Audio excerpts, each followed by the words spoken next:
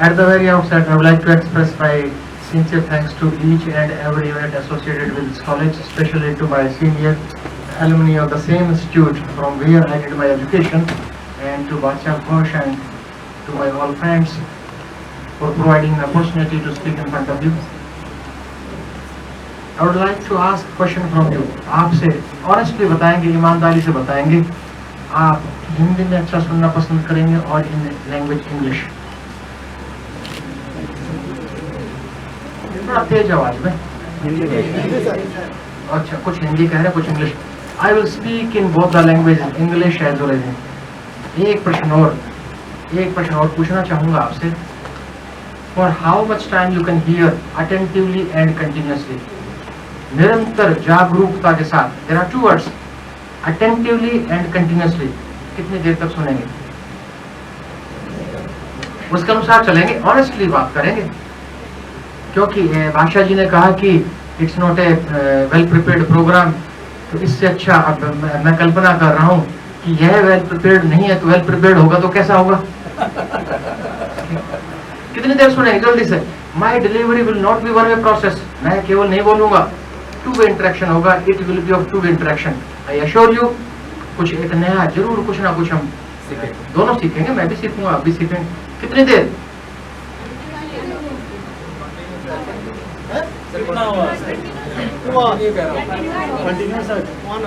One hour? नहीं sir, अब बात नहीं, बहुत अच्छी बात है ना। तो आप कुछ नोटबुक वगैरह तो कुछ है नहीं आपके पास, लेकिन ठीक है, मैं बोल दूंगा, फिर नोट ला लेंगे। हाँ, बाद में लीजिएगा, लेकिन अभी कुछ ऐसी बातें करेंगे। पहली बात, एज पर रिसर्च स्टडीज, बादशाह घोष रिक्वेस्टेड मी कि टू टॉक ऑन रिसर्च, अनुसंधान या शोध। इन शब्दों से वाकिफ हो ना? अनुसंधान, शोध, रिसर्च जानते हो ना? और ये शब्द नोमेनक्लेचर सर आप इंग्लिश में दीजिएगा। इंग्लिश में? Okay. Nomenclature. I will discuss about the research and this subject is included in both the courses. Research is included in MPEd also, in BPEd also. तो मैंने आपसे पूछा था कि आप निरंतर जागरूकता के साथ कितनी देर सुनेंगे, और आपने कहा 1-2 घंटे। Dear students, as per the research, no one can hear more than 30 or 40 minutes continuously, attentively. उसके बाद then the grasping ability, जो ग्रहणशीलता, जो मैं बोल रहा हूँ, बात समझने की बात है, 99 to 98%, 97%, और एक ऐसा समय भी आता है जिस समय ग्रेस्पिंग एबिलिटी, ग्रहणशीलता कितनी होगी? 0%, and that is known as the rejecting time. और आप तो सुबह से कुछ ना कुछ सुन रहे होंगे, कुछ ना कुछ काम कर रहे होंगे, you are involve yourselves in different activities, तो कोशिश करेंगे कि आप रिजेक्टिंग टाइम में प्रवेश ना करें। I will try, you will not enter in the rejecting stage. ठीक, शुरू करते हैं। किसकी बात करें? रिसर्च की बात करेंगे। Minimum today and tomorrow, minimum I will be with you, minimum of 3 hours. उसके बाद आपके इंटरेस्ट पर निर्भर करता है, आपकी रुचि पर निर्भर करता है कि आप कितनी देर तक मेरे साथ रहेंगे। Minimum I will be with you for 3 hours, कम से कम 1 घंटे रिसर्च की बात करेंगे। आई एश्योर यू, बोर नहीं होंगे। दूसरी, 1 घंटे सेल्फ डिफेंस की, specially I will discuss about some self defence techniques, specially for females, on the basis of maximum efficiency with minimum efforts, कि कम से कम ताकत लगाकर आप कैसे कर सकते हो। You will be surprised after hearing the techniques, after seeing the techniques. और तीसरी जो बात करेंगे, कुछ योग की बात भी करेंगे। आई विल डिस्कस अबाउट योग आल्सो। तो अभी किसकी बात करेंगे? रिसर्च की बात करेंगे, क्योंकि दोनों कोर्सेज में किस किस में? बीपीएड और आप बताओ कहां से शुरू करें? टॉपिक आप बताएंगे? फंडामेंटल से शुरू कीजिए सर। ये बताएंगे। अच्छा, पहला क्या? इंट्रोडक्शन, रिसर्च के इंट्रोडक्शन से बात करें। आप बताइए, केवल मेरी भाषावली में कंफर्टेबल है? पीपीटी की आवश्यकता है? यस और नो? आवश्यकता है? सर हम क्या बोर्ड ला दें और आपके दिमाग में बैठाना मेरा काम है। शुरू करते हैं। आज केवल रिसर्च की बात करेंगे, लेकिन एक सत्र और किसका होगा? योग का। और एक सेशन और किसका होगा? सेल्फ डिफेंस का। ठीक है, शुरू करते हैं। सबसे पहले उस बच्चे ने पूछा, we should discuss about the concept and meaning of research, basic concept of research. Research का अर्थ क्या है उसको जानने का प्रयास करेंगे। तो इन आउटलाइंस को छोड़ दीजिए, सबसे पहले हम अप्रोचेस की बात छोड़ते हैं, आपसे संबंधित बात नहीं है, मीनिंग की बात करते हैं। पहली बात किसकी बात कर रहे हैं? मीनिंग की। We are going to discuss about meaning of research. तो मीनिंग ऑफ रिसर्च में we will discuss about two different concepts, two different approaches. पहला, आप किसी भी साइकोलॉजी का आप भी पढ़ते हो, किन्शोलॉजी का आप पढ़ते हैं, तो हम कहते हैं कि the meaning of this word is this. तो एक शाब्दिक अर्थ, डिराइव्ड मीनिंग की बात करेंगे, एक शाब्दिक अर्थ क्या है। तो research consist of two different words. एक सामान्य सी बात है, दो विभिन्न शब्दों से मिलकर बना। कौन कौन से शब्द आपके सामने? नई बात नहीं है, आप सब जानते हैं, लेकिन इसमें कुछ नई बातों का सम्मिलन करेंगे। We will add something new in the meaning of research. और कितने अर्थों की बात करेंगे? दो। वन इज डिराइव्ड मीनिंग, आपके सामने डिराइव्ड मीनिंग है, re plus search is equal to research. और हम ये जानते हैं कि re plus search is known as research, but that should be creation of knowledge, that should be addition of new knowledge. किसी ना किसी नए ज्ञान का सम्मिलन हो, नए ज्ञान की खोज हो, but this should be acceptable in the society. If it is unacceptable in the society, then it cannot be considered as research. तो अनुसंधान या शोध की श्रेणी में नहीं आ सकता। कुल मिलाकर वापस, re plus search is known as research, and re means again, search means to find out. It means the meaning is to find out again and again is research. Hindi में हम कहते हैं पुनरावृत्ति, रिपीट करना, तो find out again and again. When the standard answer is established, जब हमें कुछ मिल गया, नया खोज लिया, तो what is the need to find out again and again?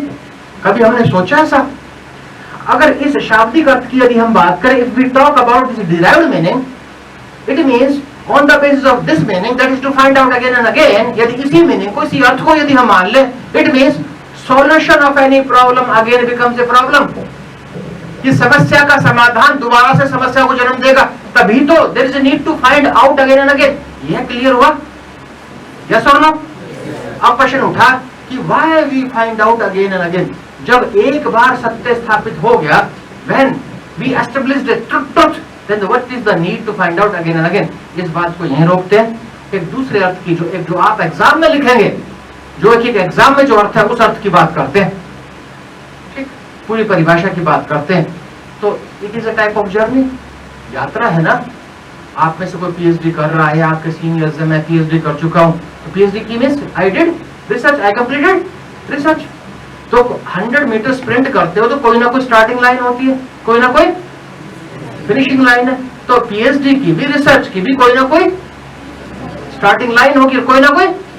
तो आपको what we have to do from starting line to finishing line, starting line से फिनिशिंग लाइन तक क्या करना? हम स्टार्टिंग लाइन को जान लें, हम फिनिशिंग लाइन को जान लें, और हम इस स्टार्टिंग टू फिनिशिंग लाइन बीच बीच में क्या करते हुए चलना है, तो हमें पूरे अनुसंधान या रिसर्च के अर्थ का कंसेप्ट क्लियर हो जाएगा। We will discuss about the whole journey, लेकिन अभी तक केवल इतना ही ध्यान रखें, we should keep in our mind to find out again and again is known as research. उस कंसेप्ट की बात की थी। अब इसकी बात करें तो इट इज अ प्रोसेस, एक प्रक्रिया है ना। आप अभी क्या कर रहे हो यहाँ पर? डिग्री है ना, कोई बीपीएड कर रहे हैं, कोई एमपीएड कर रहे हैं। तो एडमिशन डायरेक्ट हो गया था, आपका एडमिशन डायरेक्ट हुआ था, एक प्रक्रिया से गुजरे थे ना। You undergo a process, form भरा होगा, रिटन टेस्ट दिया होगा, इंटरव्यू दिया होगा, फीस भरी होगी, क्लासेस अटेंड की होंगी, उसके बाद डिग्री मिलेगी। आप कहेंगे एडमिशन मैं लेता रहूंगा, पहले मुझे डिग्री दीजिए, संभव है क्या? तो प्रक्रिया से गुजरना है ना। तो अभी तक क्या है? Research is a process. लेकिन कैसा प्रोसेस? ऐसी प्रक्रिया, तो कुल मिलाकर अभी पहली बात दिमाग में हमेशा रहे, रिसर्च प्रक्रिया है, इट इज ए प्रोसेस। कैसी प्रक्रिया? It starts from, starting line है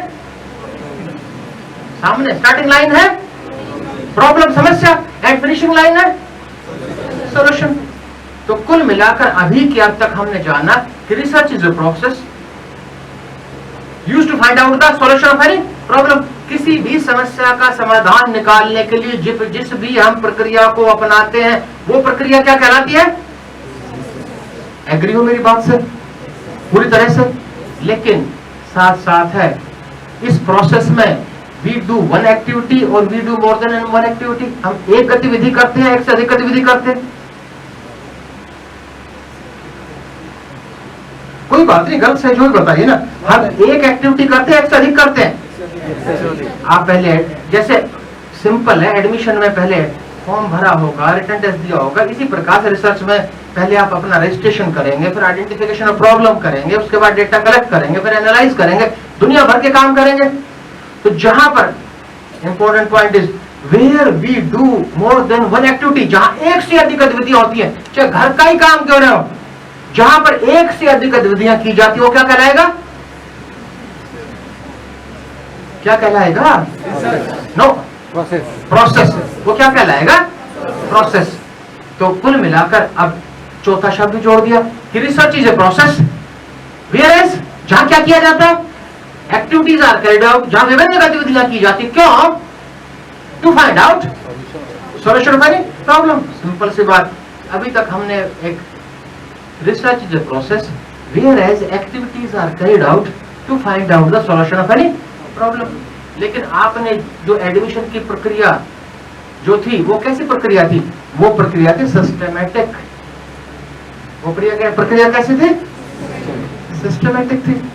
सिस्टमैटिक क्या मतलब है सिस्टमैटिक का?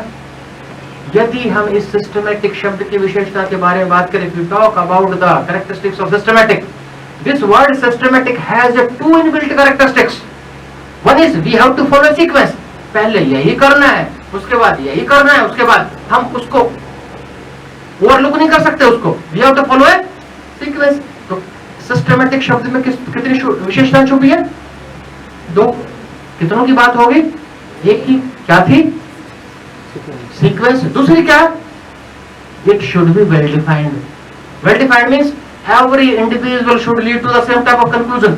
मैं उसका अर्थ कुछ जानता हूं, बादशाह जी उसका अर्थ कुछ जान ले, राजीव उसका अर्थ कुछ जाने, इसका मतलब that will be considered as well defined. तो देखिए, हमेशा दिमाग में बैठ जानी चाहिए, हमने एक ठीक ठाक स्तरीय परिभाषा का निर्माण कर दिया, वी फॉर्मुलेटेड ए डेफिनेशन, और वो डेफिनेशन हमें कभी नहीं भूलनी चाहिए। Research is a process whereas activities are carried out. कैसे? सिस्टमैटिकली। क्यों? To find out the solution of any problem.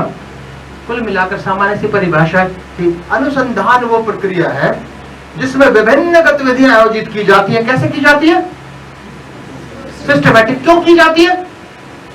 समस्या का समाधान निकालने के लिए। एक परिभाषा हमने बनाई है, परिभाषा हमेशा दिमाग में रहे कि अनुसंधान या शोध, हिंदी में अनुसंधान या शोध कहेंगे, कि अनुसंधान, शोध या रिसर्च वो प्रक्रिया है जिसमें विभिन्न गतिविधियां की जाती हैं।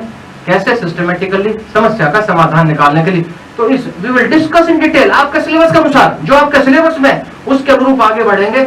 इस प्रॉब्लम से लेकर जो कि आपकी क्या है स्टार्टिंग लाइन, सॉल्यूशन क्या आपका फिनिशिंग लाइन। तो what we have to do from starting to finishing line, आरंभिक रेखा से अंतिम रेखा तक हमें करना क्या है? What we have to do from starting to finishing line. तो कितने अर्थों की बात की हमने? पहला था to find out again and again is known as research. लेकिन दो शर्त जोड़ दी थी, एक तो that should be a creation of knowledge, और दूसरा acceptable in the society, should be acceptable in the society. और दूसरा अर्थ था जो आपके सामने परिभाषा का निर्माण किया, research is a process whereas activities are carried out systematically to find out the solution of any problem. ठीक, लेकिन एक बात हमने रोक दी थी वहां पर कि what is the need to find out again and again, जिसका अर्थ क्या था? यदि यह बात सत्य है कि to find out again and again is known as research, यदि यह बात सत्य है तो इसका अर्थ तो यह हुआ कि solution of any problem again becomes problem. इस बात को मानते हो या ना? थोड़ा तेज आवाज में बोलोगे तो मैं मुझे भी कॉन्फिडेंस रहेगा, आगे बड़ा इंटरेस्टिंग होगा। मैं एक आधार बनाने का प्रयास कर रहा हूं, कम से कम 5-6 टॉपिक आपके मस्तिष्क में परमानेंट बैठा दूं। ठीक, अब बात करते हैं, ये रिसर्च शुरू कहां से होती है? तेज आवाज में चाहिए मुझे आवाज। कहां शुरू होती है? प्रॉब्लम। गुड। कहां खत्म हुई? Very good. प्रॉब्लम आ गई। एक हाइपोथेटिकल, एक कल्पनापूर्ण, परिकल्पनापूर्ण उदाहरण लेते हैं। वी विल टेक एक हाइपोथेटिकल एग्जांपल। एक बच्चा छोटा सा 4-5 साल का, स्कूल में जाना शुरू किया। स्कूल में टीचर टॉट हिम, अध्यापक ने उसको सिखाया एडिशन, जमा करना, जोड़। और कितने दिन हुए उसको? 4-5 दिन। और 4-5 दिन बाद उस बच्चे का टेस्ट लिया किसने? टीचर ने। और उसको कहा बेटा 50 + 50, 5-5, छोटा भी नहीं, संख्या भी दे दी, 50 + 50। उस बच्चे के लिए समस्या है या नहीं है? हाँ या ना? है ना? उसके लिए बहुत बड़ी समस्या। वो अलग तरह की समस्या है, ये अलग तरह की समस्या है, तो समस्या ना। और उस समस्या का समाधान क्या है? 50 + 50 = क्या समाधान है? 100।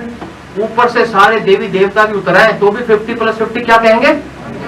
100 कहेंगे ना। इसके अतिरिक्त इससे अच्छा उत्तर दे सकते हम? नहीं दे सकते।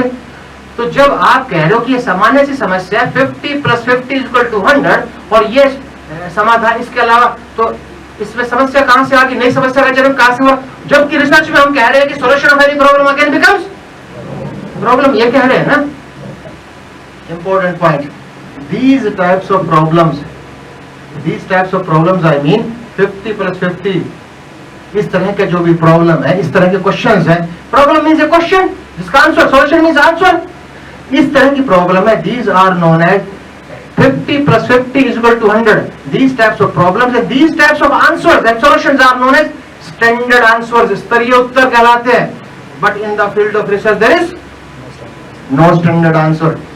ये दिमाग में बैठा ले, since there is no standard answer in the field of research, there is a need to find out again and again. Clear? बार बार पुनरावृत्ति की आवश्यकता क्यों पड़ी? क्योंकि हमें कोई स्तरीय उत्तर, आप देखेंगे सामान्य इफेक्ट ऑफ सूर्य नमस्कार ऑन फ्लेक्सिबिलिटी। सुबह सूर्य नमस्कार करते हैं, उसका हमारी फिटनेस पर या फ्लेक्सिबिलिटी पर क्या प्रभाव पड़ेगा? राजयोग करें, अलग तरह का कोई रिजल्ट आ सकता है। भाषा करें, हो सकता है थोड़ा अलग आ सकता है, थोड़ा सा डिफरेंस आएगा स्टैंडर्ड आंसर में। और जिस दिन स्टैंडर्ड आंसर मिल जाता है दैट बिकम्स ए प्रिंसिपल, उस दिन सिद्धांत की उत्पत्ति होगी, दैट बिकम्स ए प्रिंसिपल। तो जो सिद्धांत की उत्पत्ति होती है, creation of a principle, the creation of principle is not based on a single research. उसकी भी आगे बात करें तो कितने अर्थों की बात की हमने? पहला शाब्दिक अर्थ लिख देंगे ना, दूसरा एक विस्तारित अर्थ। अब हमें पता होना चाहिए what is the origin of problem. इस पृथ्वी पर, इस ब्रह्मांड में समस्याएं हैं या नहीं है? अगर समस्याएं नहीं होती तो क्या अनुसंधान होती? नहीं होती। तो what is the origin of problem? Problem क्या? अरे भाई बहुत अच्छी बात है, आप मेरा साथ दे रहे हैं। What is the origin? Origin क्या है? ठीक, राजीव शादी होगी? हाँ या ना? होगी शादी।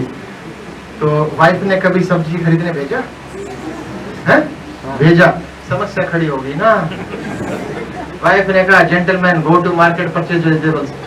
अगर सब्जी नाम की एक ही वस्तु रही होती तो समस्या नहीं थी। There is a choice, there is a variety. समस्या ये लूं, ये लूं, ये लूं। जहां वैरायटी होगी, जहां चॉइस होगी, वहां प्रॉब्लम होगी। ठीक है, लेकिन ये चॉइस और वैरायटी की बात नहीं कर रही। तो दैनिक जीवन में we use these types of words in our daily life. We are talking about, हम किसकी बात कर रहे हैं? रिसर्च की। तो एक शब्द वेरिएंस, डिफरेंशिएशन, भिन्नता। भिन्नता है, अगर भिन्नता नहीं होती, वेरिएंस नहीं होता, स्कैटर्डनेस नहीं होती तो प्रॉब्लम्स। लेकिन वेरिएंस किस विषय का शब्द है? रिसर्च का शब्द है क्या? किसका है बताइए? स्टैटिस्टिक्स का, सांख्यिकी का है। और हम किसकी बात कर रहे हैं? रिसर्च की। तो एक नया शब्द है कि वेरिएबल।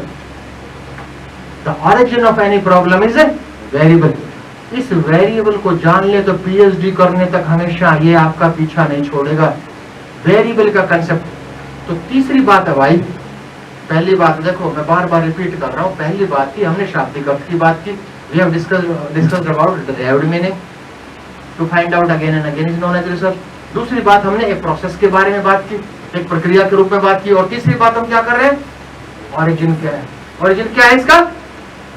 वेरिएबल। किसी भी प्रॉब्लम की उत्पत्ति कहां से हुई? उत्पत्ति मीन्स ऑरिजिन कहां से हुआ? वेरिएबल से। अगर इस ब्रह्मांड में, इस पृथ्वी में वेरिएबल्स नहीं रहे होते तो अनुसंधान नहीं होनी थी। Is it okay? वेरिएबल क्या है? तो वेरिएबल की परिभाषा बहुत जानना जरूरी है। Variable is a characteristic that has the tendency to change with respect to time, place, individual. सामान्य सी बात है, जो व्यक्ति अनुसार बदलता हो, स्थान अनुसार बदलता हो, समय अनुसार बदलता हो। कितने अनुसार बदलता हो? 3, व्यक्ति, समय और स्थान। दुनिया भर के वेरिएबल्स है। स्ट्रेंथ, ताकत, ताकत वेरिएबल है ना। आप कोई भी स्टडी करते हो, effect of yogic practices on strength या कुछ भी हो, तो स्ट्रेंथ क्या है? वेरिएबल। व्यक्ति अनुसार बदलता है, नहीं बदलता है? आपकी स्ट्रेंथ अलग है, आपकी स्ट्रेंथ अलग है, मेरी। That has the tendency to change with respect to time also. सुबह जितनी स्ट्रेंथ है दोपहर में उतनी नहीं रहेगी, शाम को अलग हो सकती है। हमेशा एक जैसी स्ट्रेंथ नहीं रहेगी। जो समय अनुसार बदलती हो, व्यक्ति अनुसार बदलती हो, स्थान अनुसार। स्थान में यहां है, स्ट्रेंथ अलग है, कलकत्ता जाएंगे तो थोड़ा बहुत परिवर्तन आएगा। Which has the tendency to change with respect to time, place, individual, that is known as। ठीक है, 3 बातें याद रहेंगी। तो आपका एक छोटा सा हमने जो आपके सिलेबस में पहला ये कंसेप्ट ऑफ रिसर्च और मीनिंग ऑफ रिसर्च, तो हमने थोड़ी सी बात की आधार। बड़ी अच्छी बातें, टेक्निकल बातें आएंगी तो अभी तक याद रहे। To find out again and again is known as research. पहली बात, research is a process whereas activities are carried out. कैसे? सिस्टमेटिकली। क्यों?